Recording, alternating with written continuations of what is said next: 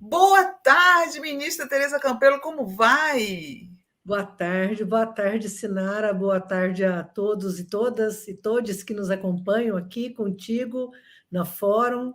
Uma alegria estar aqui com vocês, apesar de ser para falar de um assunto tão dramático, né? Nem triste é, realmente lamentável a situação que o Brasil vive, Eu vi desnecessariamente, né, Sinara? Hã?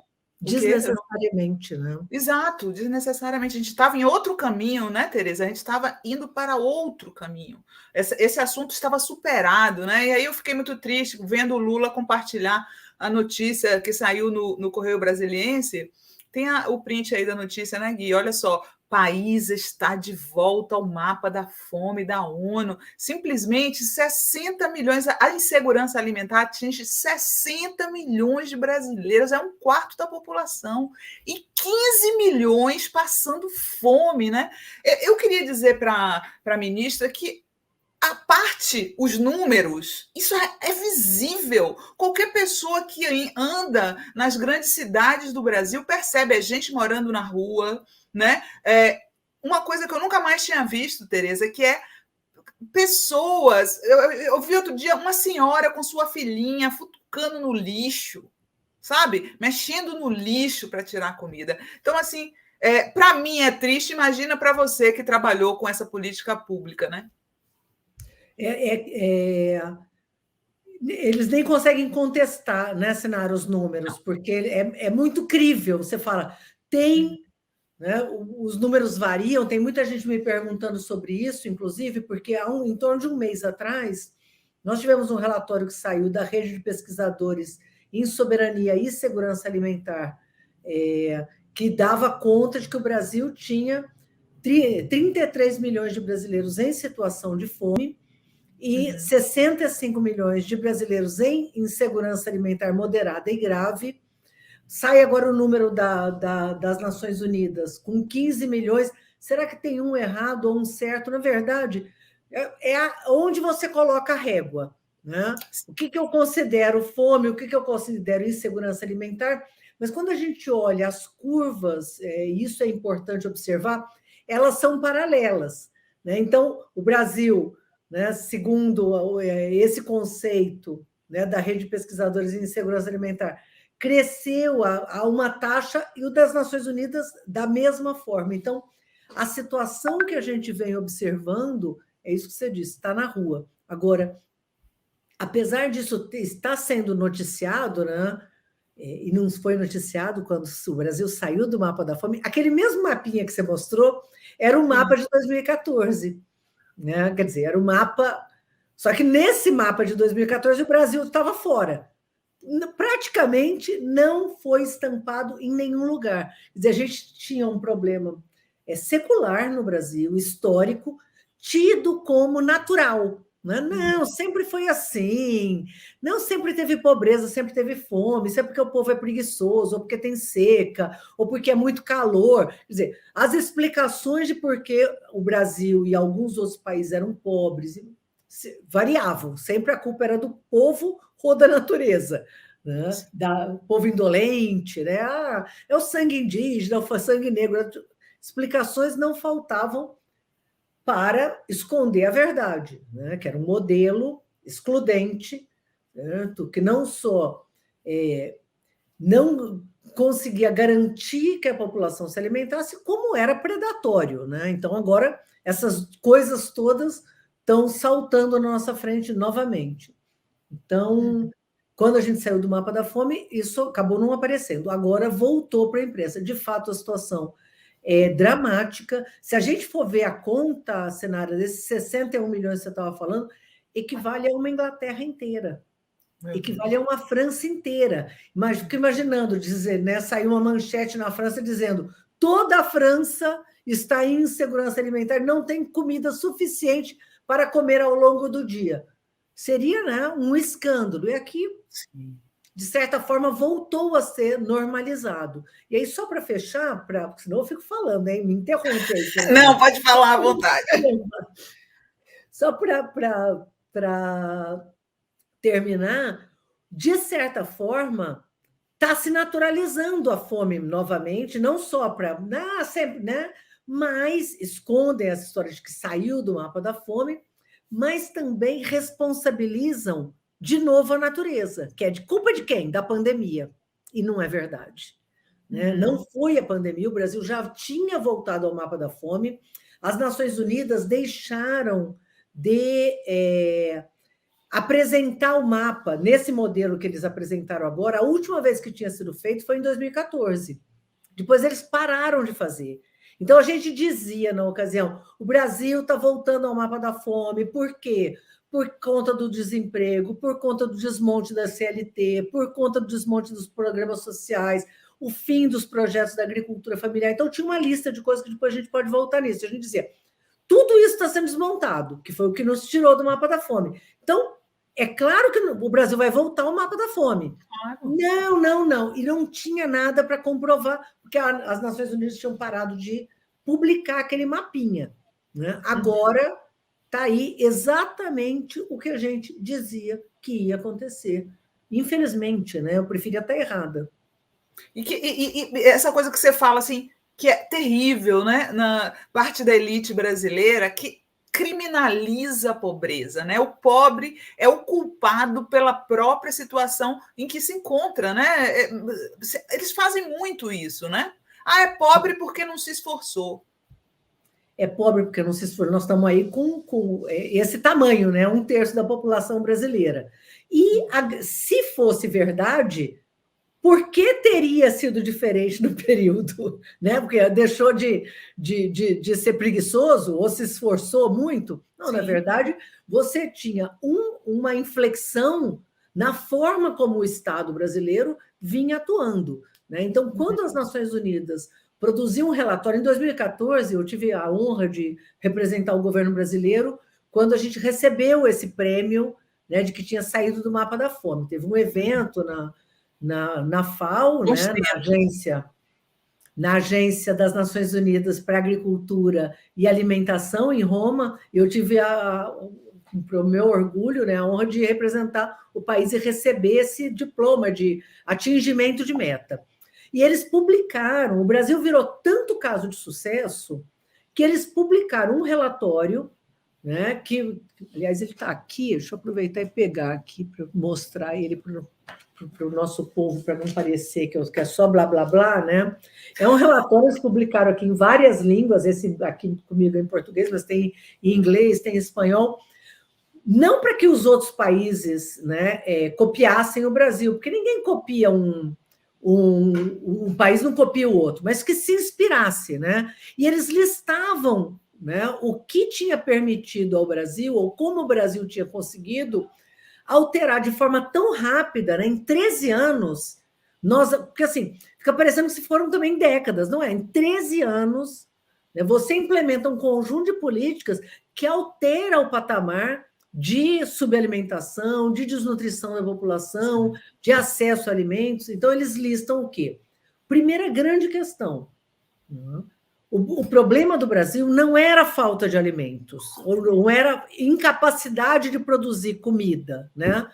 O Brasil tem não só terra, sol, conhecimento técnico, né? Temos a Embrapa, temos um conjunto de instituições de pesquisa que são referência no mundo. Quer dizer, nós temos conhecimento, capacidade, força, recursos humanos para produzir alimento, tanto é que produzimos essa quantidade de grãos gigantesca.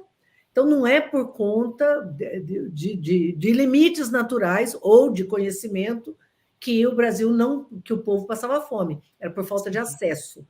Então, o primeiro grande bloco é falta de renda. Né? Como que a gente enfrentou a falta de renda? E todo mundo, é o Bolsa Família. Não é. Política de valorização do salário mínimo. Eu colocaria em primeiro lugar. O salário mínimo, nesses 13 anos do governo Lula e da presidenta Dilma, aumentou 74% acima da inflação. O oposto do que está acontecendo agora, né, Sinara? Você vê, o salário mínimo crescia muito acima do que crescia o preço dos alimentos. Então, quer dizer, com o mesmo salário, você comprava o dobro de comida, quase o dobro de comida. O que está acontecendo agora é o oposto. O preço dos alimentos disparou e o salário está congelado. Né? Segunda grande questão, geração de 20 milhões de empregos formais. Né?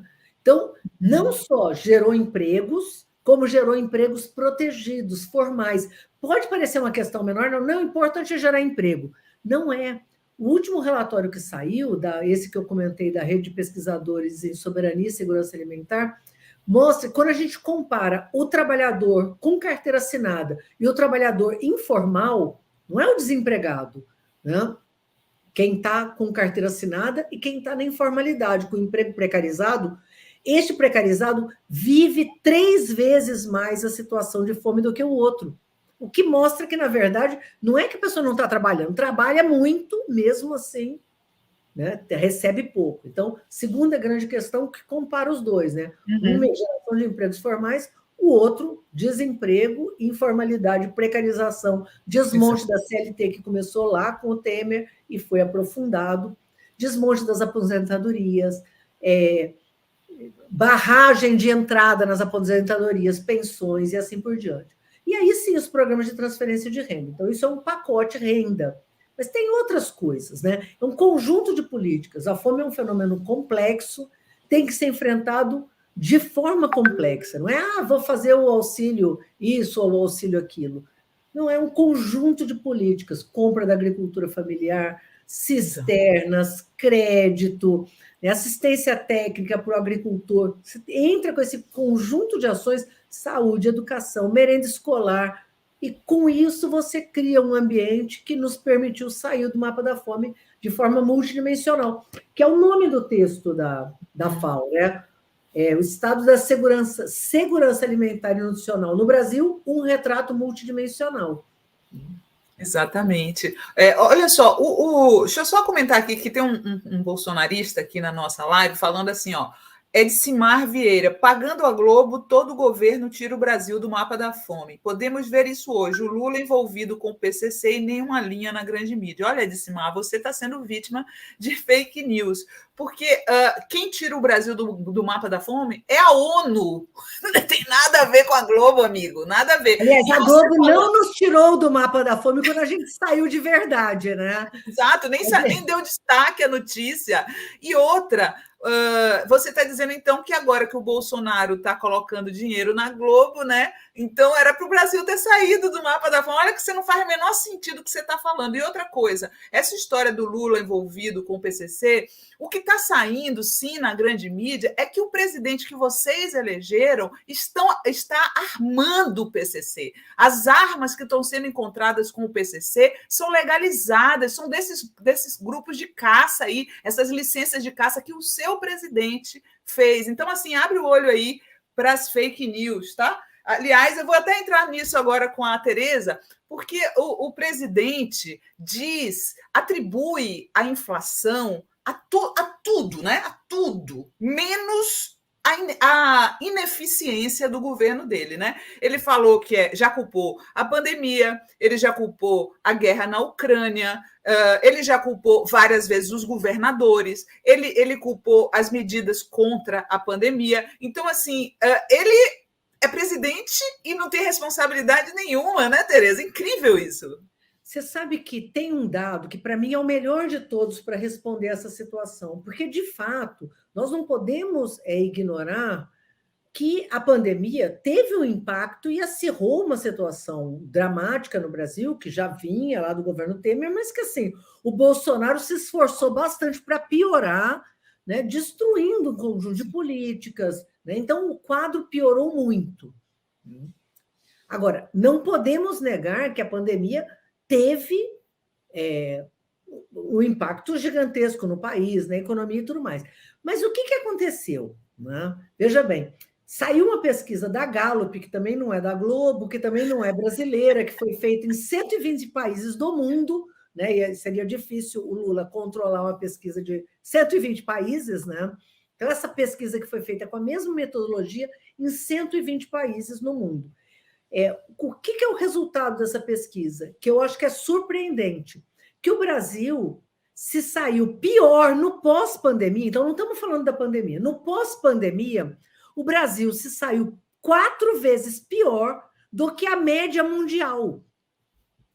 Uhum. Então, primeira questão, o Brasil, que é um grande... Quando você fala de 120 países, a maioria deles não é produtor de alimentos, não é Sim, exportador de alimentos, não é essa potência natural, né, como que nós temos. Né? Tem país desses 120 que tem dificuldade, que é pobre. Nós conseguimos, você pegar a média dos 120 países, o Brasil é 4 vezes pior do ponto de vista da insegurança alimentar do que os demais. Então, o que na saída da pandemia, né, atualmente, o que mostra, que não só que não foi a pandemia, porque a pandemia impactou todos os países no mundo. Né? Então, para a gente ter saído 4 vezes pior, tem que ter sido alguma coisa pior do que a pandemia, né? Quer dizer, claro. a própria pandemia no Brasil foi 4 vezes pior do que no resto do mundo, porque pelo mesmo motivo, né? Bolsonaro não, né, ajudou a criar uma. Quando a gente falou da fome evitável, são as mortes evitáveis da pandemia, né? Sim. Morreu gente no mundo todo, né? Principalmente no começo, quando a gente não conhecia o vírus, não conhecia a cura, não conhecia a rota de segurança, né? Então, milhões de mortes evitáveis. Da mesma forma que a fome. A gente teria uma situação de agravamento da situação de insegurança alimentar, mas não precisava ter chegado nesse ponto. Chegou por quê? Inércia desse governo que não tomou as medidas necessárias e havia desmontado o conjunto do Estado brasileiro. Então, você pega a rede de assistência social, por exemplo, foi completamente desorganizada e desmontada. Cortar os recursos. Então, a população pobre, desesperada, que, em geral, bate aonde? Né? Bate na rede de assistência social, pedindo ajuda, tentando se cadastrar, encontra uma rede, né, com menos... Eles cortaram 67% dos recursos da rede de assistência social. Com isso, tem CRAS que fechou, tem equipamento, né, da assistência social que funciona só meio turno. Outro dia tinha uma assistente social colega contando que eles trabalham a porta fechada, porque como eles não podem atender a população, eles trancam, abrem de vez em quando, atende alguns, porque não tem gente, porque não tem equipamento, porque não... Então, assim, a situação é dramática. E as outras áreas também. Então, por que nós nos saímos tão pior da pandemia e do ponto de vista da segurança alimentar? Exatamente porque as medidas não foram tomadas. Quando a gente poderia ter se saído 4 vezes melhor, porque o Brasil era um dos poucos países que tinha cadastro organizado, que poderia ter chegado na população rapidamente, que poderia ter garantido que a agricultura familiar, né, levasse comida para a mesa dos brasileiros. Um desastre. Desmontaram tudo, né? Eu sempre. Deixa eu só ler aqui uns comentários para você. Lady Bird, como é bom ver pessoas competentes falando com seriedade sobre os problemas do país. Tomara que Tereza tenha lugar no próximo governo Lula. A Leda Terezinha Reineck fala: vergonha de desgoverno. Rogério Carvalho, governo sem noção, Guedes não sabe o que fazer e dá cabeçada para todos os lados e não soluciona nenhum ponto.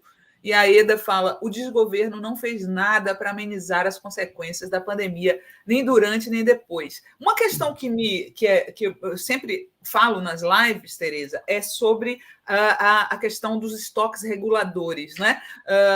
Eu me lembro, no começo da pandemia, quando a pandemia apareceu, o Vietnã, que é um grande produtor e exportador de arroz, a primeira coisa que fez foi proibir as exportações para garantir que o povo tivesse arroz. Aqui fizeram o contrário, venderam tudo e o preço para fora, né? Venderam tudo para fora e os preços foram lá para cima.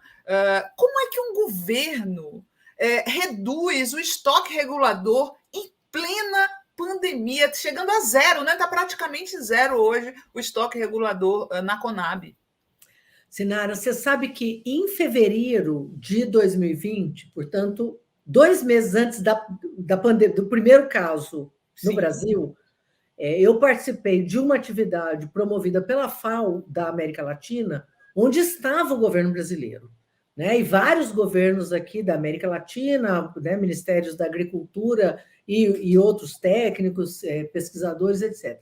E a FAO alertava em fevereiro de 2020, antes do primeiro caso de pandemia, de que os estoques de alimento no mundo, que as grandes cadeias, né, os grandes circuitos de comercialização de alimentos no mundo teriam impacto. Porque a China, a gente já tinha visto o que estava acontecendo com a China, com a Itália na ocasião, né? E a quebradeira, né, desses circuitos internacionais. Então, eles falavam, teremos problemas, os países têm que começar a tomar medidas. Então, assim, não foi assim, a pandemia, levei um susto, não sabia de nada, aí não tem arroz. Não. O Brasil sabia que ia acontecer, sabia do caso do arroz, que foi discutido nesta reunião, né?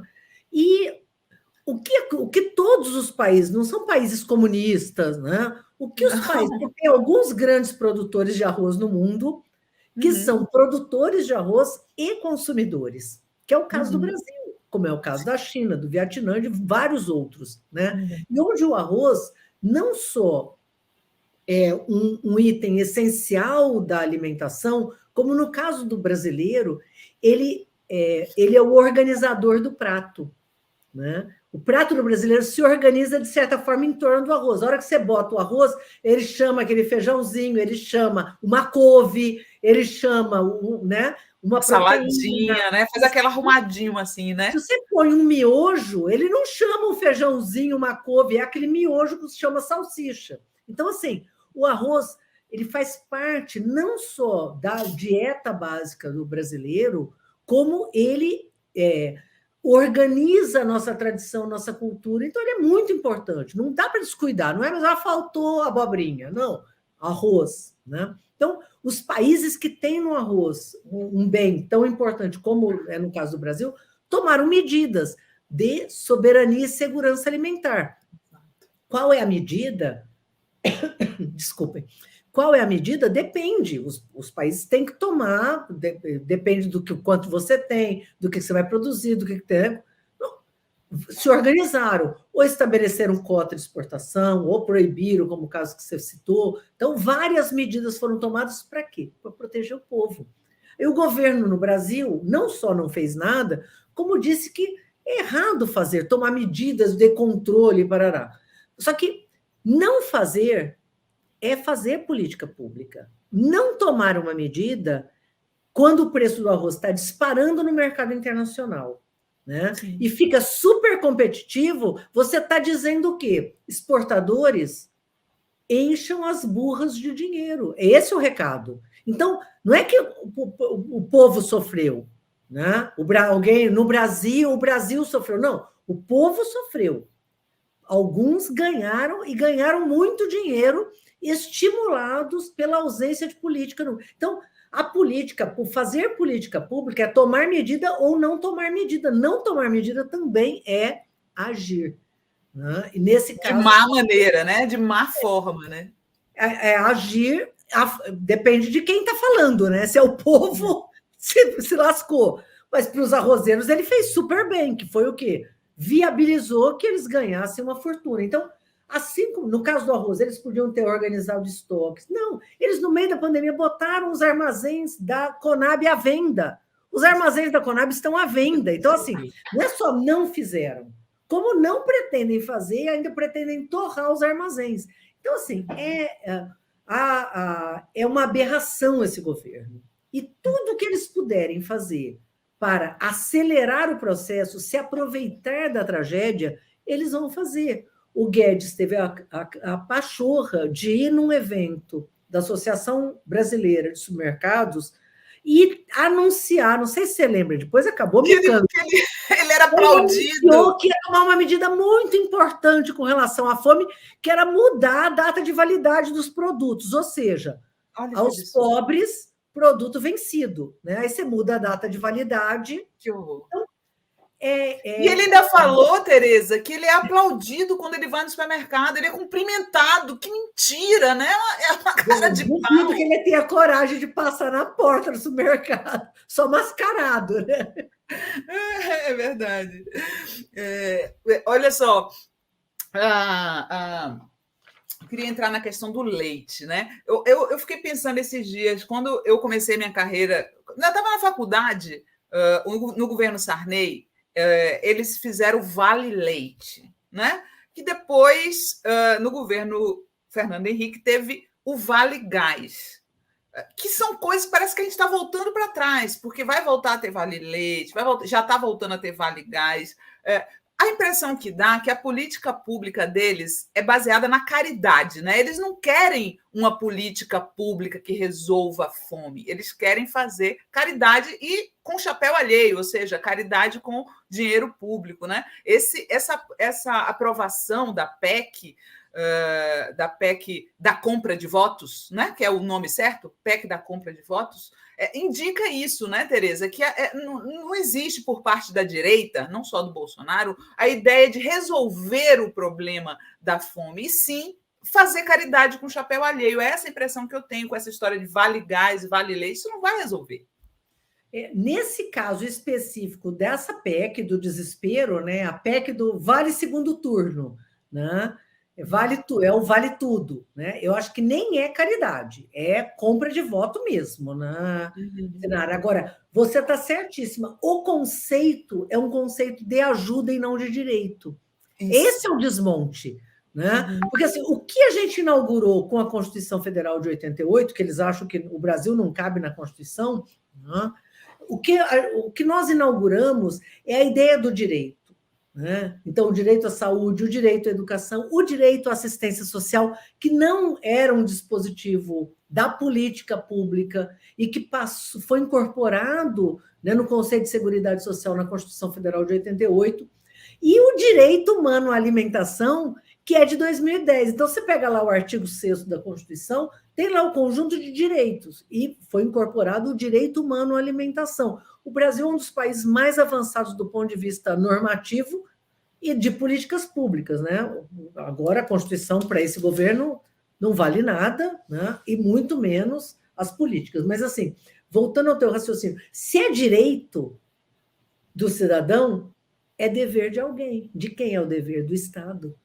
Né? Então, não é de um outro cidadão solidário. Eu até... A ideia da solidariedade durante a pandemia foi uma ideia super importante, porque como não existiam políticas públicas, como o Estado abandonou o povo, né, ao Deus dará, a solidariedade foi o que garantiu, de certa forma, que a gente não tivesse uma situação muito pior. Mas não foi solidariedade do rico, do milionário, bondoso, para o pobre preguiçoso. Não, foi a solidariedade entre iguais. Né? Eu sempre uso uma frase do MST que, quando eu ouvi, assim, descortinou-se. Eles falam assim, nós não estamos distribuindo o que sobrou, nós estamos dividindo o que nós temos.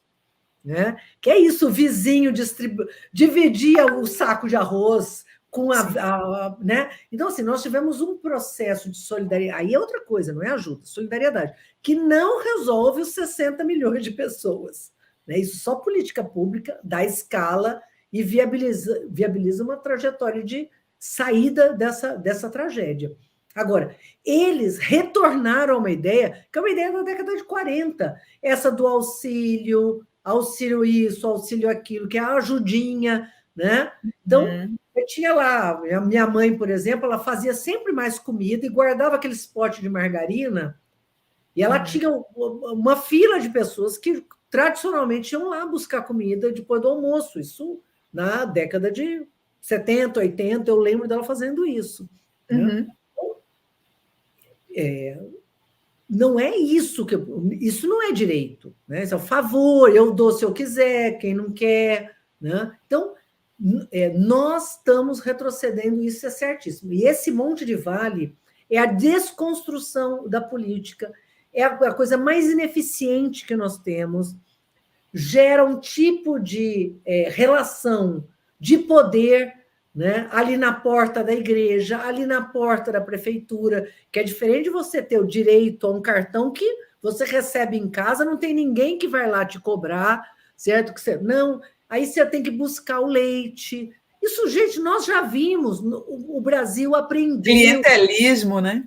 o Brasil aprendeu a não distribuir água de caminhão-pipa, construir as cisternas com participação, né, em cooperação com a articulação do semiárido. Então, assim, nós temos uma trajetória. Por isso, inclusive, que eu digo assim, o desmonte foi muito profundo, viu, Sinara? E reconstruir não será trivial. Né? O desmonte foi muito profundo. As pessoas falam, qual vai ser a novidade para o próximo período? Gente, nós temos que reconstruir em outras bases, porque não é a volta a 2003. 2023 tem não só muita coisa piorou, como tem novos desafios, né? A uberização do mercado de trabalho, né? Hoje a população de rua tem famílias na rua, não são mais os pobres tradicionais da rua, né? Se é que a gente pode falar assim. Então, os desafios são gigantescos. Agora, nós temos uma memória do que fizemos e nós temos um aprendizado do setor público de como construir políticas envolvendo União, Estados, municípios, como articular essas políticas, como envolver os gestores. Então, existe toda uma memória e uma capacidade de execução de políticas públicas, e nós já fizemos, sabemos fazer, né? Então, assim, eu tenho muita expectativa de que a gente, apesar da profundidade da tragédia, a gente consiga reverter esse quadro, né? Não só nos apoiando naquilo que a gente já fez, fazendo de novo, como avançando para além, né, enfrentando os atuais desafios, né, da década da atual década. Exatamente. Deixa eu ler aqui alguns comentários. A Falas da Lucinha fala: como esse homem ainda está fora da cadeia? Pois é. Maria José Rosa Teixeira: meu pai planta uma hortinha e dá verduras para a vizinhança. Também doamos frutas da época, manga e abacate. Em troca, ganhamos acerola. Isso aí, isso é solidariedade, né? Que a Tereza está aí distinguindo do que é política pública, que é outra coisa, a coisa mais abrangente, né? Um dos ganhos do Bolsa Família, que era esse o nome, e espero que volte, né? Esse nome maravilhoso do Bolsa Família. Uma das coisas bacanas do Bolsa Família é que empoderou mulheres. As mulheres recebiam o Bolsa Família, às vezes até montavam uma vendinha, né? Se tornavam independentes. Na verdade, estava ensinando o povo a pescar, o que eles cobram tanto, né? Quando a Tereza fala cisterna ao invés de caminhão-pipa, a mulher recebendo a Bolsa Família, isso é ensinar a pescar, gente. O Anísio Barreto fala: essa Tereza é 10, mulher porreta. Olha só. O Andrés Reis fala: não é um desgoverno, é um governo do desmanche, é intencional, fora Bolsonaro. Também acho que é intencional. Eu queria te perguntar mais uma coisa, que às vezes as pessoas não entendem, eu acho que não entendem o papel social de um gás de cozinha mais barato, né? Porque a tragédia do gás de cozinha custar R$125, e por que era importante que o Lula, os governos petistas, mantinham o preço do gás mais baixo? Eu queria botar uma notícia que está se tornando cada vez mais frequente no Brasil de Bolsonaro, que é uma mulher, as pessoas que estão morrendo porque não tem dinheiro para comprar gás e morrem. Essa aí foi da semana passada. Mulher morre após cozinhar com álcool e queimar 85% do corpo. Por não conseguir comprar gás, Angélica tentou improvisar e acabou se ferindo. Ela foi hospitalizada, mas não resistiu. Você sabe, Tereza, quando eu vejo esse tipo de notícia, eu vejo como a gente está voltando para o passado, né? Eu me lembro de um filme, não sei se você assistiu o filme sobre o jovem Marx. Está no YouTube, é muito bom, que conta a história do jovem Marx, e logo na abertura eles mostram as pessoas indo coletar madeira para fazer o fogo nas suas casas, e até isso os capitalistas proibiram na época, né? Então essas pessoas acabaram... A cena é dantesca. Elas estão colhendo, e a coleta de madeira para fazer fogo foi proibida. Olha que loucura. Isso me vem à cabeça. Parece que a gente está voltando para essa época, né, Tereza? É muito triste. E é dramática essa situação. Não se cozinha, né? Então você acaba levando... As pessoas não têm gás. Olha a consequência. Fora essa que, né? E não é um caso isolado. Né? Não é um caso isolado. Nós temos tido casos recorrentes de pessoas com queimaduras graves, né? Ou né? Usando lenha, que tem sido recorrente também. Né? E o que acontece? Se a pessoa não consegue cozinhar, o que ela faz? Ela compra biscoito, ela compra bolacha, ela não tem como comer uma comida adequada. Então, você passa a ter uma pessoa que está, ou uma criança, né, que está, um adulto ou uma criança, que está com fome e quando consegue um dinheiro e come uma porcaria. Que é isso que eu estava falando, come um macarrão instantâneo, né? Quando consegue. Fica desnutrida, né? E continua desnutrida, quer dizer, alivia a dor, né, da fome, mas continua com um nível de desnutrição grave, com uma insegurança alimentar grave. Então, você precisa de água para cozinhar, você precisa de energia para cozinhar, né? Por isso que eu estava falando, é um conjunto de ações. No caso do campo brasileiro, por exemplo, quando a gente entrou, imagina um agricultor pobre, que recebeu não tinha água. Né? Então, às vezes, ele conseguia. A mulher te perdia 2, 3 horas por dia buscando água. Passa a ter uma cisterna. E passa a ter luz para todos. Na verdade, isso é um bem de capital. Isso muda o patamar de vida dessa família. Não só a criança poder estudar de noite, né? Você poder ter equipamento dentro de casa. Então, ter uma geladeira. Né? Então, esta situação... E aí, Sinara, para fechar... Eu acho que tem uma questão que é um debate que nós temos que fazer. Né? Porque tem todo um debate no nosso campo, sempre é um debate que puxa para o social. Né? Porque é uma questão de justiça. A indignação de ver uma mulher, né, provavelmente uma mãe, morrer queimada, né? A indignação de ver as famílias sofrendo por não alimentar. Então, tem uma questão de justiça que tinha a ver com aquela ideia que a gente estava falando agora do direito. Né? Então, você defende o direito, né? É uma questão de justiça social. Mas, para muito além da questão de justiça social, o buraco que o Brasil se enfiou é ruim para todos. Né? O povo não ter renda e não está comprando comida, não está comprando gás, não está comprando uma roupa, não está comprando um calçado, não comprar uma geladeira, não comprar um fogão, está vendendo fogão velho, né? Eu ontem estava assistindo uma senhora que vendeu um fogão velho por R$14 e comprou comida. No dia seguinte, ela não tinha nem o fogão, nem a comida. Então, que tristeza, meu Deus. Este Brasil é ruim para todos. É ruim para o dono da venda, é ruim para o comerciante, é ruim para o dono da rede de supermercados, é ruim para todos. Né? Então, é bom para o Brasil que a gente tenha um país mais igual. É bom para o Brasil que a gente tenha um país onde o povo tenha renda. Nós nunca sairemos desse atoleiro com metade da população ganhando menos de R$400 per capita por dia. Nós vamos continuar esse voo da galinha, né? A professora Maria da Conceição Tavares falava, o Brasil cresce um pouquinho, aí cai. Aí cresce 1%, cai. Cresce 1%, cai. Nós temos que sair desse círculo preso. E só tem um jeito de fazer isso.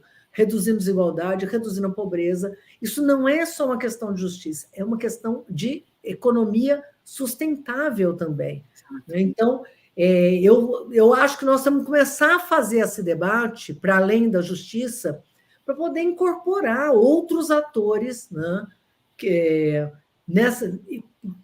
acender essa compreensão. Né? O governo Lula, nesses 13 anos, último dado aqui, que o economista adora um dado, né? Nesses 13 anos aqui, estourando meu tempo, nesses 13 anos do nosso governo, sabe que quando começou o governo Lula, entre o começo do governo Lula e o final do governo da presidenta Dilma, 24 milhões de famílias compraram geladeira. Não tinham geladeira e passaram a ter. Não é compraram geladeira nova. Tinham a velha e compraram uma nova. Tinha aquela que batia a porta e agora tem uma bacaninha. Não tinham geladeira e passaram a ter. Passaram a ter por quê? Porque passaram a ter renda, porque passaram a ter energia elétrica. Cidadania, né? Agora, pensa como foi bom para quem vende geladeira E para quem produz? E a quantidade de emprego? 24 milhões de geladeiras. Então, essa dinâmica é o que tem que voltar para o Brasil. É por isso que eu não gosto dessa crítica de uma parte da esquerda que o Lula errou pela inclusão, pelo consumo. Gente, isso é cidadania. Tereza, a Suliane Haut está falando aqui, é de agradecer de joelhos Deus permitir ainda convivermos com pessoas esclarecidas como a Sinara Deusa e a Tereza Pleníssima. Obrigada. Pessoal, é muito bacana aqui no chat. Uma última pergunta, já deixo você embora. Qual vai ser a primeira coisa que o governo do Lula, o novo governo do Lula, vai fazer contra essa história de voltar para o mapa da fome? Não vou dizer que ele vai sair imediatamente, né? Mas qual será a primeira medida? Ixi, Sinara, não, essa pergunta primeiro você tem que fazer para ele, né? Trazer ele aqui, que vai ser muito melhor que eu ainda, a gente vai te dar um ibope danado. Tá bom. Mas olha só, não é uma política, eu acho que isso nós vamos ter que entrar com uma frente. Melhorar a merenda escolar, porque a merenda escolar está um lixo, aumentar o valor da merenda escolar, recuperar um programa de transferência de renda sustentável, entrar com medidas que nos ajudem a retomar emprego, com investimento público. Então, é um pacote que nós vamos ter desde o começo, iniciar, agora ele tem que ser estrutural, né? Não é isso, vale não sei o quê para depois da manhã, e depois que passa a eleição, acabou, né? Não ter sustentabilidade. Talvez o sentimento da população, né, quando lembra do governo do Lula e Dilma, é esse sentimento de que eles tinham previsibilidade do que ia acontecer, e agora você não sabe. Você vai aumentar, vai ter um vale, e depois o vale acaba, é até outubro, como é que é? Né? Então, isso é importante. Super obrigada. Querida, muito obrigada aí pela entrevista, tá? Eu sei que você está corrida, que daqui a pouco você tem um outro evento. Um beijo grande e volte sempre, viu? As pessoas adoraram você. Me convida. Estou às ordens. Um abraço, Tereza, gente. Obrigado.